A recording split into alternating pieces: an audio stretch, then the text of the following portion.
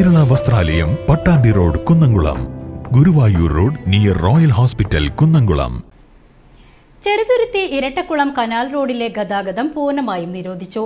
2 വർഷം മുൻപ് തകർന്നു വീണ ചെറുതുരുത്തി ഇരട്ടക്കുളം ഭാഗത്തെ ചീരക്കുഴി കനാൽ റോഡിലൂടെയുള്ള ഗതാഗതം ഭാഗികമായി നിരോധിച്ചിരുന്നു.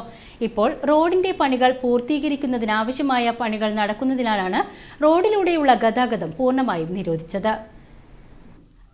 ഗതാഗതം നിരോധിച്ചുകൊണ്ടുള്ള പുതിയ ബോർഡുകളും സ്ഥാപിച്ചിട്ടുണ്ട്. റോഡിന്റെ ഇടിഞ്ഞ വശങ്ങൾ ഹിറ്റാച്ചി ഉപയോഗിച്ച് മണ്ണുകൾ നീക്കം ചെയ്തു. ഇതിനിടയിൽ പൈപ്പ് പൊട്ടി ഹിറ്റാച്ചി കനാലിലേക്ക് തെന്നി നീങ്ങിയെങ്കിലും മറ്റൊരു JCB ഉപയോഗിച്ച് വലിച്ചു കയറ്റുകയായിരുന്നു.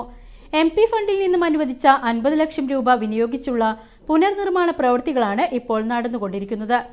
2 വർഷങ്ങൾക്ക് മുൻപ് കനാൽ ഇടിഞ്ഞു താഴ്ന്നതിനാൽ ഇതിലൂടെയുള്ള ഗതാഗതം നിർത്തിവെക്കുകയും കാൽനടയാത്രയും ഇരുചക്ര വാഹനങ്ങളും ചെറിയ വാഹനങ്ങളും മാത്രമാണ് കടത്തിവിട്ടിരുന്നത്. 100 കണക്കിന് വീടുകളിലേക്കുള്ള ഏക ആശ്രയമാണ് ഈ റോഡ്. ഇതിലൂടെ മാത്രമേ ഇവരുടെ വീടുകളിലേക്ക് വലിയ വാഹനങ്ങളിലൂടെ സാധനങ്ങൾ എത്തിക്കുവാൻ കഴിയുകയുള്ളൂ. നിലവിൽ റോഡ് അടച്ചതിനാൽ ബുദ്ധിമുട്ടി കിലോമീറ്ററുകളോളം കറങ്ങിയാണ് ജനങ്ങൾ വീടുകളിലേക്ക് എത്തുന്നത്. 2 വർഷങ്ങൾക്ക് മുൻപ് പെയ്ത കനത്ത മഴയിൽ കനാൽ റോഡ് ഇടിഞ്ഞ് ശേഷിക്കുന്ന റോഡിന്റെ അടിഭാഗത്തെ മണ്ണ് ഒലിച്ചുപോയി. പൊള്ളയായ നിലയായതിനാൽ ഏത് നിമിഷവും അപകടമുണ്ടാകാവുന്ന നിലയിലായിരുന്നു. റോഡിന്റെ ശോചനീയാവസ്ഥയെക്കുറിച്ച് മാധ്യമങ്ങളിൽ വാർത്ത നൽകിയിരുന്നു. 2024 ജൂണിലുണ്ടായ ശക്തമായ മഴയിലാണ് കനാലിന്റെ ഒരു ഭാഗവും റോഡിന്റെ പകുതിയോളവും 30 അടി താഴ്ചയിലേക്ക് ഇടിഞ്ഞത്. റോഡിനോട് ചേർന്നുണ്ടായിരുന്ന ചായക്കടയും അന്ന് തകർന്നു.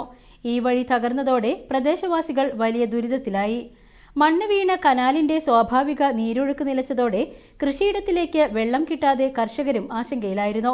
തുടർന്ന് കനാൽ ലക്ഷങ്ങൾ ചെലവഴിച്ച് വൃത്തിയാക്കി നീരൊഴുക്ക് വീണ്ടെടുത്തിരുന്നു. കനാലിന്റെ അടിഭാഗം പാറയായതിനാൽ ഇത് തുറന്നാണ് ഭിത്തികൾ നിർമ്മിക്കാനുള്ള കമ്പികൾ ഉറപ്പിച്ചിരിക്കുന്നത്. 30 അടിയോളം താഴ്ചയുള്ളതിനാൽ പ്രത്യേക കുഴലുകൾ വഴിയാണ് കോൺക്രീറ്റ് മിശ്രിതവും മറ്റും താഴേക്ക് എത്തിക്കുന്നത്. കാലവർഷം ശക്തി പ്രാപിച്ചതോടെ കനാലിലെ നീരൊഴുക്ക് ശക്തമായതോടെയും വെള്ളത്തിന്റെ സ്വാഭാവിക നീരൊഴുക്ക് വീണ്ടെടുക്കുന്ന പ്രവൃത്തികൾ പൂർത്തീകരിച്ചു. ഇനി റോഡ് നിർമ്മാണം പൂർത്തീകരിക്കുന്നതിനു വേണ്ടി 3 കോൺക്രീറ്റ് ഇടക്കെട്ടുകൾ നിർമ്മിച്ച് ഘട്ടം ഘട്ടമായി മണ്ണ് ഫില്ല് ചെയ്ത് റോഡ് ഉയരത്തിലാക്കി വേണം റോഡിന്റെ നിർമ്മാണം തുടങ്ങുവാൻ. ഇടിഞ്ഞ കനാൽ ഭാഗം കെട്ടി പൂർവ്വസ്ഥിതിയിലാക്കുന്നതോടെ ഇടിഞ്ഞ റോഡ് 25 മീറ്ററോളം കോൺക്രീറ്റ് ചെയ്ത് സഞ്ചാരയോഗ്യമാക്കുന്ന രീതിയാണ് പുരോഗമിക്കുന്നത്. എന്നാൽ ഈ പണി എപ്പോൾ പൂർത്തീകരിക്കാനാകുമെന്ന് അധികാരികൾക്ക് ആശങ്കയുണ്ട്.